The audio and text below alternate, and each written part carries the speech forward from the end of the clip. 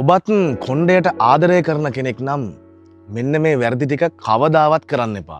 ඉතින් ඔයත් අපේ channel එකට අලුත් කෙනෙක් නම් ලෝකයෝ with සුබේ YouTube channel එක subscribe කරන්න, like කරන්න, comment කරන්න, share කරන්න, දන්න හැමෝටම කියන්න. මුලින්ම දිනපතාම ස්නානය කරන්න හොඳ නැහැ. විශේෂයෙන් උණු වතුර කිසිසේත්ම අපේ ඔළුවට හොඳ නැහැ. ඒ වගේම chemical භාවිතය straight, rebonding, relaxing, firm ඔය වගේ එකී මෙකී නොකී මොන ජාතිවත් හිස් කබලට හොඳ නෑ.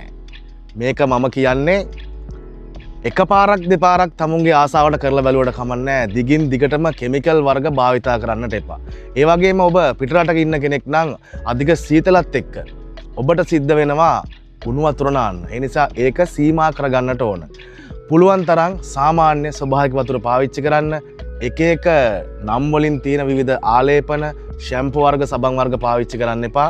හොඳට හිතලා බලන්න අපේ පැරණි අය අපේ ආච්චිලා සීයලා අතට අහුවෙන දේ ගාලා ලස්සන දිගට කොණ්ඩේ තිබුණා. ඒ නිසා කොණ්ඩේට ආදරේ නම් කෙමිකල් වර්ග භාවිතය අඩු කරලා හොඳ සුව පහසු නිින්දක් ලබාගෙන වතුර ටිකක් වැඩියෙන් බීලා නිදහසේ ඉන්න. අදට අපි ලෝකයෝ with සුබේ YouTube channel එකෙන් සමුගන්නවා.